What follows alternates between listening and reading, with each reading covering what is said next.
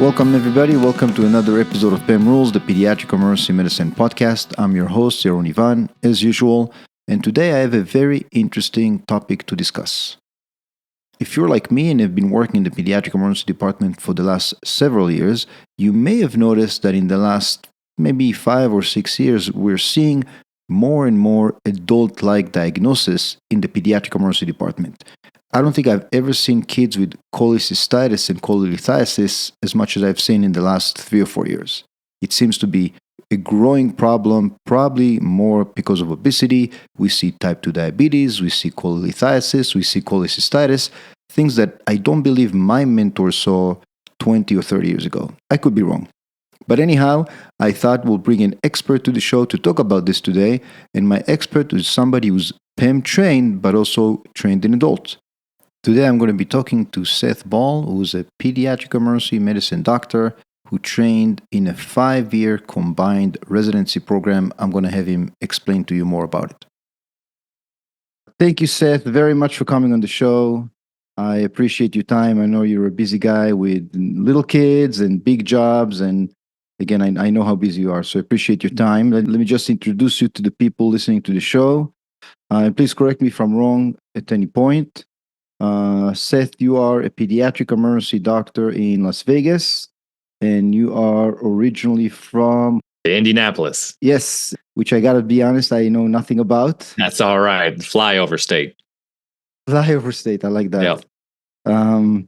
Yes, you went to you went to residency in sort of an unusual way, I should say. You became a PEM physician via the combined EM General Pediatric Residency, which is a 5-year residency. Over the years, I've met a few people who did that. We'll talk about it. And because of what you did and because of what you do now, because I know you also work in the general ER, is that right? I actually don't anymore. I spent about a year after training doing adult medicine as well. I'm technically credentialed to do so, but I just love working with the kids, so I haven't made it down there just yet. You've seen the light. That's right. That's right. But I thought Seth will be a perfect person to discuss a very important and growing topic, which is adult diagnosis in the pediatric emergency department. And I think you'll agree, Seth, over the last 5 or 10 years, we see more and more kids coming to the pediatric ER with very much adult diagnosis. And we'll talk about it. I think the classic one is cholecystitis, which I see a ton of, which I think is very easy to manage for an EM doctor. It's basically preparing the child to the OR, not particularly hard. But I think many of us pediatric or regionally pediatric providers stumble a little bit about what do I do with the child with the first time diagnosis of hypertension? What do I do with the child with the first time diagnosis of diabetes type 2? I thought it would be a great person to talk about this. And let me just ask you, Seth, the question I ask all my guests. First question, what is your definition of a good pediatric emergency doctor? The one who does what? Absolutely. And first of all, Yaron, thanks for having me. I'm excited to be here. I love listening to the podcast. I'm honored to be a guest. I was looking forward to this all day today. In terms of what I think a good PEM attending does, for the most part, it's remembering that there are needles hiding in the haystack. Especially nowadays, it's January. We're seeing a lot of these kids coming in with the viral URIs, but there's going to be some needles hiding in that haystack of myocarditis, of things just masquerading as the everyday mundane cold. And a lot of times I'll ask residents, did you think about this? Did you think about that? And inevitably, some of them will say something like, really, how common is that? And I don't, sure, these things might be uncommon, but if you don't think about it, you're going to miss it. And so I think remembering, and a good PEM attending just remembers that there are needles in the haystack, and you got to at least consider it. You don't have to work up every tachycardic viral URI for myocarditis, but remembering those red flags and remembering to look for it when a few things just aren't adding up. Yeah, no, I completely agree. I think that's a great thing you teach your residents. I speak to the residents think about the most common and the most rare, no matter how rare it is. Sort of like along the same lines, I think as a PEM physicians, we got to think worst case scenario, no matter how rare it is. Exactly. Yeah, and every winter, that bronchiolytic newborn is actually a first presentation of congenital heart disease, and that really stumbles us. So yeah, I think those are great advice. Yeah. The second thing I wanted to ask you, Seth, and again, you are the perfect person to ask that. Over the years, I think when I was a fellow, I came across it for the first time. I honestly did not know it existed. You can do a 5-year residency, which combines general pediatrics and general emergency medicine. The people I've met over the years are people like you who end up practicing PEM, but obviously I have my own perspective because that's what I do. Is those are the people I meet. I'd love to know from you what attracted you to do this. I don't want to say weird. I don't want to insult anybody, but this very unusual course of training. The way I think about it, you got 2 undergrads as opposed to getting a master's. You know what I mean? Yep. Yep. That's exactly right. And so I was lucky enough. I went into medical school. I think a lot of us, kind of bounce around in terms of what we're interested in. But my dad was a paramedic, and he got me interested in emergency medicine. And so that was something that I always loved doing. I loved the procedures. I loved the acuity. I loved never knowing what was coming through the door. But I just always loved working with kids too. And for me, I always felt like I wanted to do pediatric emergency medicine. I was lucky enough to train at Indiana, where for a medical school, again, these combined programs are very rare, but Indiana does have one of those. And I didn't know about it until my third year. I was on my peds cardiology rotation. And my senior, who was at that point functioning as a pediatric resident, was a combined resident. And so he told me about, I do this for a couple of months, then I go do emergency medicine for a couple of months, and I come back and do this for a couple of months throughout his training for 5 years. And that really sparked my interest in the combined program. In talking with the folks at IU, I learned that if you do one categorical residency followed by a fellowship, inevitably it's going to close the door to something else. And so if you do peds followed by PEM, you can't see adults in the emergency room. And for some people, they don't want to see adults in the emergency room, and that's perfectly fine. If you do EM followed by PEM, you can't see kids either as a hospitalist or as an outpatient. And at that point in my career, I just didn't want to close those doors. And so I figured, let's do the combined program. If I'm lucky enough to match into it again, they're pretty rare across the country. And so I was lucky enough to match, and it was a good 5 years. It was long residency, but it was a good time. Very nice. Yes, that's great advice. I kind of also tell people along the same line, think about what your end goal, and if that's what you want to do, that's how you should do it. So for me, I knew I only want to take care of kids. I went the pediatric route, but I do like the option of possibly one day practicing general pediatrics. I guess for people like you, if you want to practice general emergency medicine one day, you can still do that. So that's definitely true, and good advice. Yeah, and it was really good training too in the adult emergency room. Lots of procedures available, a lot of sick patients. So that was a nice bonus. Yeah, absolutely, a lot bigger than on the pediatric side, that's for sure. So Seth, the topic of today's discussion really is something that my anecdotal experience in the last 5-10 years. I finished fellowship about 10 years ago, and it's really impressive. I don't think I've ever seen so many quote unquote adult diagnoses as I have in the last 5 years or so. And again, this is all anecdotal experience, but I'm pretty sure it's true across the board. Again, in the last decade, we see more and more obesity, and with that, more adult type conditions, namely hypertension, type 2 diabetes. And those are things that, for the most part, I think those of us who practiced or did residency in general pediatrics are not as comfortable treating. So, in my mind, I know that this child with 140 over 100 blood pressure is probably not going to go home and get a stroke, but I'm a little hesitant to send them home. And that's something that I'm sure you guys are a lot more comfortable. So I figured we'll come to the show and have you talk about those conditions. So tell us, how would you advise us pediatric providers or original pediatric providers deal with those situations? Let's start with maybe hypertension. Yeah, absolutely. And you nailed it. That obesity epidemic is just, it's really wreaking havoc on our pediatric population right now. And we're certainly seeing this kind of creep of commonly adult quote unquote problems in our pediatric population. Like you said, biliary disease. I mean, I just didn't see that much of it when I was in residency. And then I moved out here to Vegas, and it's monthly where I'm diagnosing a kid with cholecystitis or choledocholithiasis or gallstone pancreatitis, and all these seemingly adult problems are really kind of popping up in our pediatric population. And they're really putting that old adage of kids aren't just little adults, really putting that to the test nowadays. They're slowly becoming little adults. But for high blood pressure in general, like you said, the kid who comes in with that high reading, and you get some notification, it's red on your EMR, whatever it is that tells you that this is an abnormal number. A lot of times I'm not going to start that kid on an antihypertensive. There's a lot of things that are going on. They're anxious in the emergency room, they're in pain, whatever it is.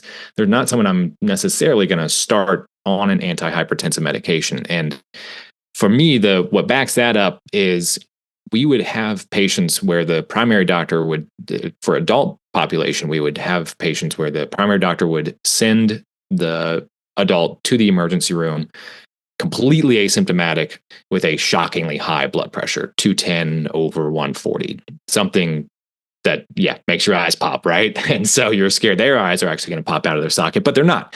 It's been proven that you really don't need to do anything. They need to take their antihypertensive medications. As long as they're asymptomatic, we would send those patients home. And so for me, the kid in the emergency room with that completely asymptomatic high reading, I'm going to tell the parents about it, say, you really need to get this followed up. You need to have it checked in an appropriate setting, which is not here. And so I'm comfortable sending those kids home as long as parents understand this is something that needs to be followed up and can lead to long-term problems if this is real hypertension.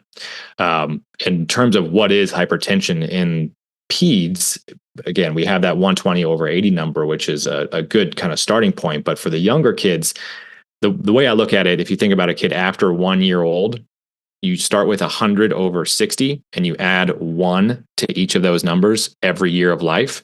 So 101 over 61. And by the time they're 20 years old, it's 120 over 80. And so that would be a relatively normal number. For me, and this is what we would get concerned about in adults, and doing a little reading on this is what would be concerning in kids too, is when they come with actual hypertensive crisis, which is hypertensive urgency, which is a severe elevation in the blood pressure without end organ involvement, or hypertensive emergency, which is when that number is so high that it's causing end organ problems. And your end organs, you got to think about your heart, your lungs, your brain, your kidneys, things like that. And so when kids present with hypertensive emergency, that's when we're really going to jump into action. Hypertensive emergency is pretty rare in kids, really hard to study because of how rare it is. But again, that gets back to our needle in a haystack talk, where it's going to happen. We do see these kids and we certainly don't want to miss it. The incidence is less than 1%. But the morbidity is high. It's as high as 4%. And for kids coming to the emergency room with hypertension, hypertensive crisis was actually found in some studies as high as half of that population. It kind of ranges based on the study you're looking at, but somewhere between 15 and 54%. Primary hypertension in kids usually not going to lead to hypertensive emergency. So really it's the secondary causes of high blood pressure that are going to cause hypertensive emergency in kids. In adults, again, that's a different story. It's usually primary. But for kids, it's going to be more renal disease. Post-strep glomerulonephritis can cause hypertensive emergency, HUS, sympathetic crisis, whether they're abusing a substance or have a FIO or something. Again, these kind of unicorns are needles, but these things can present. Or if they have previously diagnosed high blood pressure and they're supposed to be taking medication for it, and there's just a non-compliance issue or a compliance issue, then that can certainly cause rebound.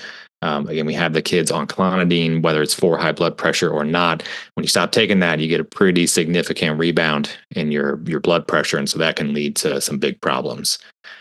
Most of the time, these problems are going to, again, come from renal problems, endocrine, ingestion, drugs, other medications that they're taking, tumors. And the one that I think this was something that as a resident, I did a lot of sim for our pediatric residents, and talking about adult problems in kids.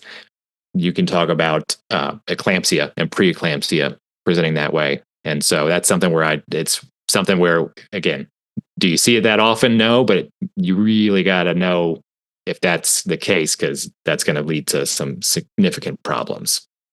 When kids do come in with severe hypertension, and it's something that we need to act on right away, the most common presenting thing is actually going to be hypertensive encephalopathy.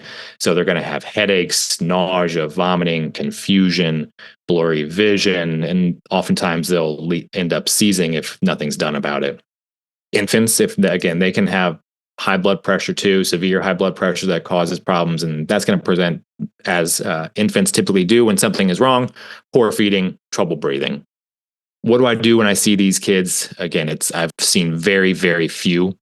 I can say I've diagnosed hypertensive emergency in kids, but it's very rare. But the things you got to think about, again, if we're talking about the kid who is symptomatic, the kid who has that severely high reading, you want to look at a urinalysis for proteinuria, your BUN and creatinine, because we're talking about the end organ damage, electrolytes. You want to look at, or at least consider, catecholamines, get a chest x-ray, get an EKG. You're going to look for left ventricular hypertrophy for signs of chronic high blood pressure, pulmonary edema if they have difficulty breathing. And those kids who have the altered mental status, or again, that most common presentation of hypertensive encephalopathy, we'll talk about bringing the blood pressure down, but they are, I think, obviously going to need intensive care admission, and oftentimes they'll need a brain MRI. When it comes to treating it, we want to bring the blood pressure down, but not too quickly, because if that patient, if it has been chronic and they've been used to living at that and just now presenting with symptoms, you don't want to drop it too fast, or else they're going to feel kind of a relative hypotension, basically. So we want something that's fast on and fast off. That way, if you turn it on and their body is naive to that medication and you see it plummeting, then you can turn it off and it gets out of the body quickly. So things like your loop diuretics are going to help to get rid of the fluid. Beta blockers are kind of the go-to for kids. Angiotensin converting enzyme inhibitors like enalapril and clofidipine, those are going to be kind of the more common ones nowadays used in the adult ER. I don't think pediatric emergency medicine providers typically use those kinds of medications, but those are more first line when it comes to adult patients presenting with hypertensive emergency. Basically, for me, when a kid comes in and I see an elevated pressure, similar to any abnormal vital sign, I want to find a reason for it. And so, is that child just really anxious? Are they in pain? Is there something else contributing to their elevated blood pressure? I usually can write it off as something else going on. If I can't and they're otherwise okay, tell the parents, look, this is a high blood pressure reading. There's probably something confounding that being here in the emergency room. Everything else seems okay. You can go home. But in those kids who are otherwise symptomatic, altered, blurry vision, it can even just be abdominal pain, like we said in the infants, poor feeding, trouble breathing, we want to look into that a little bit more. And starting with labs, I think, is a great way to do that. And what I hear you saying, Seth, that's actually really important. It sounds to me like in the adult population, you're very unlikely to find something because it's almost always idiopathic hypertension and whatnot. But in the younger population, it's worth a shot because likely you'll find something. Maybe not today in the ER, but after admission or so.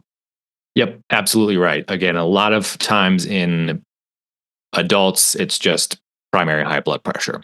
Kids are starting to develop that more, but especially if you see a younger patient or a patient that you don't think has other confounders, if they don't have the obesity, if they don't have the family history of high blood pressure, the younger the patient and the higher the reading, the more likely it's going to be secondary, caused by something else, and you probably want to go looking for it. Very good. Yeah, so these are, again, excellent advice from somebody who knows about those things a lot more than I do. That's great. Secondary, again, the question, something that I've seen maybe a little less, but, classic story, an obese teenager or maybe even a child comes to the ER. For whatever reason, we get a CMP, and I'm not denying it. Sometimes it's a mistake to get that CMP. But the glucose is very elevated. The kid is fine, clearly obese, very likely first presentation of type 2 diabetes. What do you recommend we do? Absolutely. I hear you. We sometimes just CBC CMP is just that reflex where it gets sent off, get a urine, you see glucosuria, whatever it is, and we accidentally diagnose that child with probably diabetes.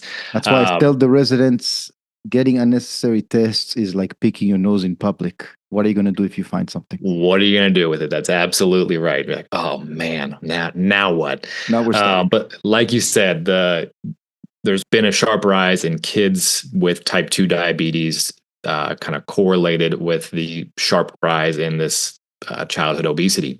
Just to throw some numbers at you, in like early 2000s, there were about 9 cases per 100,000 kids. And then just 11 years later, we're up to 14 cases per 100,000 kids.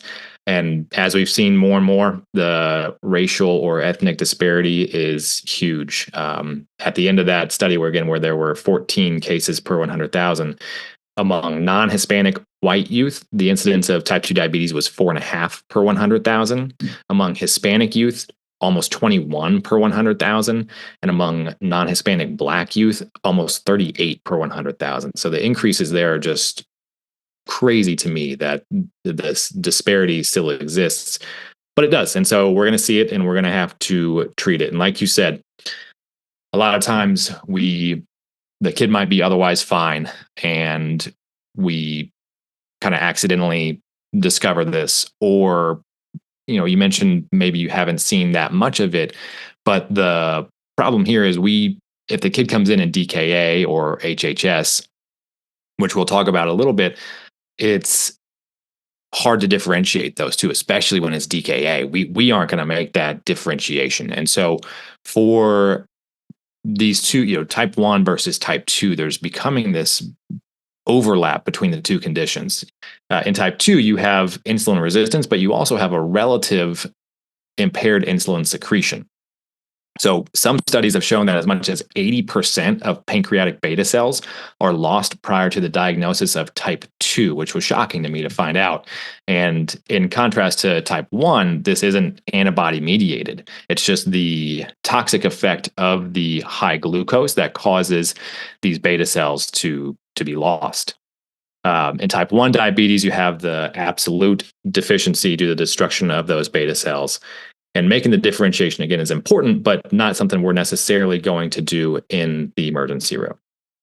Right. Some things, most kids, like we kind of talked about, who present with type 2, and if they're otherwise asymptomatic, and you find that they have an elevated blood sugar, if you see obesity, older age, generally after puberty, and signs of kind of physical exam findings of insulin resistance, like acanthosis, a little bit of high blood pressure, family history, and again, if they match the ethnic profile that we were talking about, you could safely say that we're leaning towards type 2 at that point in time.